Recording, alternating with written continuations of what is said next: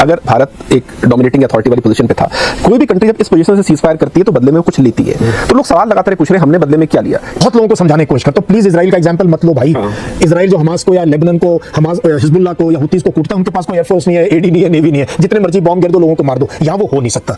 You are facing military which is well organised, professional, international exposure है उनका, उनके पास भी अच्छे खासे हथियार हैं, लेटेस्ट वेपन्स हैं एंड एटॉमिक पावर है। जो लोग व्हाट्सएप मैसेज पढ़ते हैं और टीवी देखते हैं सोचते हैं कि एक दिन में इस्लामाबाद, रावलपिंडी, कराची हो जाएगा, ऐसा होगा नहीं। It will be a attrition war. It will be a bloody war on both the fronts because ये Pakistan has an army, it has a air force, it has a navy. They have also उन्होंने बहुत technology में invest किया है and China बहुत बड़ा player है, Turkey बहुत बड़ा प्लेयर है, टर्की बहुत बड़ा प्लेयर है उसमें, तो उनके पास भी टेक्नोलॉजी में ठीक है खासा इतना।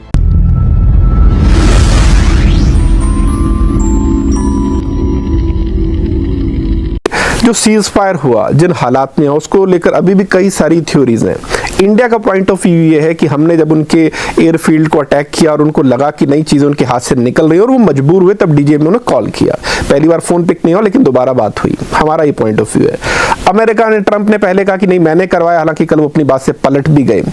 दूसरी तरफ बहुत सारे लोग ये भी कह रहे हैं कि जिस तरह से पाकिस्तान ह्यूमिलेट हो रहा था और जिस तरह से इंडियन जो हमारा कह सकते हैं कि जो कैपेबिलिटी थी, उसकी ताकत पूरी दुनिया को पता चल रही थी और पाकिस्तान कई ऐसे हथियार भी यूज करता है जो अमेरिका के दिए हुए हैं और वो भी एक्सपोज हो रहे थे। अमेरिका के लिए सारा सिचुएशन भी कोई अच्छा नहीं था। एक तो इंडिया ताकतवर हो रहा था, दूसरा उसकी सिस्टम एक्सपोज हो रहा था और तीसरी बात ये कि इंडिया चूंकि बहुत सारी रशियन वेपन भी यूज करता है ना, उनके एयरक्राफ्ट भी यूज करता है, हमारा डिफेंस सिस्टम भी है, वो सारा नैरेटिव भी अमेरिका को पसंद नहीं था, इसलिए अमेरिका ने दखल दिया। एक थ्योरी ये भी है। आपका क्या कहना है कि रियल रीजन क्या है? देखो, रियल रीजन नीरज कभी नहीं पता चलेगा। First casualty in war is truth. ये जब हम फौज ज्वाइन किया, सबसे पहले हम पुंछ में थे, लाइन ऑफ कंट्रोल पे एज ए यंग ऑफिसर, तो बहुत फायरिंग होती थी। और जब मैं 87-88 की बात कर रहा हूँ, बहुत ही खराब दिन थे, बंकरों में रहते थे, कब कहाँ से गोली आ जाए। तो किसी सीनियर ऑफिसर ने मुझे कहा, yes, the first casualty in any conflict is truth, so we will never know the truth. इस पे कभी कोई किताब आएगी, कोई लिखेगा, तब पता चलेगा। बट बहुत सी थ्योरीज हैं, लेकिन ट्रंप का जो ट्वीट आना बड़ा क्लियर कट ट्वीट था, और जबकि उस टाइम पे यूएस में रात थी तो ट्वीट आया है। रूबियो का जो ट्वीट बहुत बढ़िया एक्सप्लेन किया हुआ था, उसने काफी कुछ लिखा था कि पूरी रात हमने काम किया, हमने आसिफ मुनीर से बात की, हमने सुब्रमण्यम जयशंकर से बात की, और वीपी ने प्राइम मिनिस्टर मोदी से बात की, और शहबाज शरीफ से बात की। वो ट्वीट ऐसे नहीं आ सकता है। तो अब हम ना मानना चाहें अलग बात है, यूएस हैड अ रोल, 5-6 दिन लगातार कहते रहे, बट इंडिया ने बहुत एग्रेसिव डिप्लोमेसी की, तो उन्होंने कहा हाँ ठीक है, बट आपस में बात कर लो। तो और ये भी था कि न्यूट्रल वेन्यू पे मिलेंगे, उस ट्वीट में ये भी था 12 तारीख को बातचीत होगी। तो यूएस का रोल रहा है, तो मानना चाहिए, इसमें कोई बात नहीं। But we have taken a stand कि भाई आगे हम बायलैटरल करेंगे, बायलैटरल बातचीत होगी। दूसरी चीज, इसमें दो और बड़े प्लेयर हैं। एक है चाइना, जिसका रोल नजर नहीं आया, but they have played a role, ठीक है, बिकॉज चाइना की जो सीपेक की इन्वेस्टमेंट है और चाइना के सारे वेपन टेस्ट हो रहे थे वहां पे, तो अच्छा बुरा चाइना का रोल था इसके अंदर। और चाइनीज फॉरेन मिनिस्टर ने भी हमारे फॉरेन मिनिस्टर से बात की थी। और एक और है प्लेयर इस पूरी चीज में, वो है सऊदी अरेबिया। तो वो हमारे यहाँ भी है, उनके फॉरेन मिनिस्टर आए, पाकिस्तान भी गए, और सऊदी अरेबिया के दोनों के साथ बहुत घनिष्ठ मित्रता है, दोनों देशों के साथ, तो उसका रोल भी है।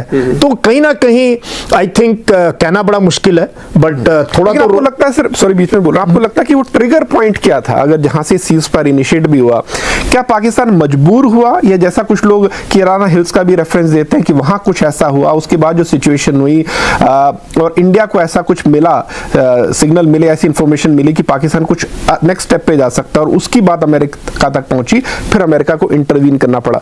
ट्रिगर पॉइंट आपको क्या लग रहा है, सीज फायर का क्या था? 3 दिन के अंदर जो है, 3 दिन तो चला तकरीबन 72 घंटे 80 घंटे चली। उसमें ड्रोन्स और एयर डिफेंस का ही रोल रहा, एयरफोर्स भी स्टैंड ऑफ रही एक दूसरे से और क्लेम करते रहे। वो कहते उन्होंने हमारे जहाज गिरा दिया, हमने कहा उनके, यहां तक कि हमने कहा उनके पायलट पकड़ लिए, वो कहते हमारे। तो ये काफी कंफ्यूजन, फॉग ऑफ वॉर कहते हैं इसको, fog of war, there was no clarity. But जहां तक मेरा ख्याल है, आई थिंक ट्रिगर ये हुआ, एक तो लीडरशिप दोनों तरफ, और ये रियलाइज हुआ कि अगर ये नेक्स्ट स्टेज में चला गया, जिसमें कि ग्राउंड फोर्सेस यूज हो जाएंगी, और हमारी नेवी ऑलरेडी मूव कर चुकी थी, अगर नेवी और ग्राउंड फोर्सेस तीनों यूज हो जाती तो ये फिर फुल फ्लेजेड वॉर हो जाता। और फुल फ्लेजेड वॉर ना हमारे हक में है आज के दिन, ना पाकिस्तान के हक में, ना दुनिया के हक में है। और वैसे ही आप देख रहे हो रशिया यूक्रेन वॉर 3 साल हो गए, बातचीत नहीं हो रही है। इजराइल हमास की आप देख लो कितने साल हो रहे हैं। हाँ। सीरिया बड़ी मुश्किल से अभी निकला है उससे। हुतीज की जबरदस्त कुटाई चल रही है, रोज ही बॉम्ब अमेरिका और इजराइल ठोक रहे हैं उनको। ईरान और अमेरिका की भी यूएस न्यूक्लियर डील को लेके बातचीत चल रही है। तो बहुत ज्यादा वर्ल्ड में ना एक अनस्टेबल एटमॉस्फेयर था और इकोनॉमीज इतनी अच्छा कर नहीं रही हैं जब से ट्रंप आए हैं, टैरिफ्स का ये वो। तो आई थिंक इसमें बहुत से फैक्टर्स का वो रहा होगा। और फाइनली आई थिंक जब कॉल आया पाकिस्तान के डीजीएमओ का 3:30 बजे, फिर बात हुई है उनकी, पहले दोपहर को आया तब बात नहीं हो पाई और उसके बाद 3:35 में बात हुई है। तो ये बड़े आराम से बात हुई होगी दोनों डीजीएमओस की। हमारे डीजीएमओ लेफ्टिनेंट जनरल, उनके मेजर जनरल होते हैं, तो दोनों की बातचीत हुई है। फिर अगले 1 घंटे में जो है बातचीत, देखो एनएसए तक जाना, प्राइम मिनिस्टर तक, कितना फास्ट कम्युनिकेशन मूव किया होगा। उससे पहले पिछली रात कहीं ना कहीं यूएस ने ये सारी बातचीत करी है। तो ये किसी ने ग्राउंड सेट किया है और फिर दोनों तरफ से ये हुआ। अगर भारत एक डोमिनेटिंग अथॉरिटी वाली पोजीशन पे था, कोई भी कंट्री जब इस पोजीशन से सीज फायर करती है तो बदले में वो कुछ लेती है। तो लोग सवाल लगाते रहे, पूछ रहे हमने बदले में क्या लिया? क्या हमने बदले में पाकिस्तान से सिर्फ अश्योरेंस लिया कि दोबारा ऐसा नहीं करेगा, या पाकिस्तान में जो आतंकवादी उनको मारेगा? लेकिन पाकिस्तान के दिए एश्योरेंस का तो कोई भरोसा करना, कोई समझदारी नहीं है। तो ये सवाल लगातार पूछा जा रहा है कि अगर आप उस अथॉरिटी वाली जगह पर थे तो किस चीज के बदले में आपने सीज फायर किया?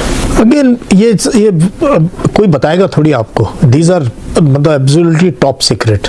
ना कभी हमारे यहाँ से कोई बताएगा, ना पाकिस्तान के यहाँ से कोई बताएगा कि किस बात पे सीज फायर है। बट ये क्लियर है कि दोनों ने रियलाइज किया कि अगर ये फुल फ्लेजेड वॉर हो गया तो बहुत ज्यादा डिस्ट्रक्शन होगा, बहुत ज्यादा डेथ होंगी। इतना आसान नहीं है। जो लोग व्हाट्सएप मैसेज पढ़ते हैं और टीवी देखते हैं सोचते हैं कि एक दिन में इस्लामाबाद, रावलपिंडी, कराची हो जाएगा, ऐसा होगा नहीं। It will be a attrition war, it will be a bloody war on both the fronts, because ये Pakistan has an army, it has a air force, it has a navy, weaker than India but not that weak कि पहले round में knockout कर सकते हैं। सही बात है। तो it and they have also, उन्होंने बहुत टेक्नोलॉजी में इन्वेस्ट किया है एंड चाइना बहुत बड़ा प्लेयर है, टर्की बहुत बड़ा प्लेयर है, टर्की बहुत बड़ा प्लेयर है उसमें। तो उनके पास भी टेक्नोलॉजी में ठीक है, खासा है, इतना हमारे साथ नहीं है। तो 60-40 का रेशियो तो इतना वन साइडेड नहीं। तो ये मैं बहुत लोगों को समझाने की कोशिश करता हूं, प्लीज इजराइल का एग्जांपल मत लो भाई। इजराइल जो हमास को या लेबनान को, हमास हिजबुल्लाह को या हुतीज को कूटता है, उनके पास कोई एयरफोर्स नहीं है, एडी नहीं है, नेवी नहीं है, जितने मर्जी बॉम्ब गिर दो, लोगों को मार दो, यहां वो हो नहीं सकता।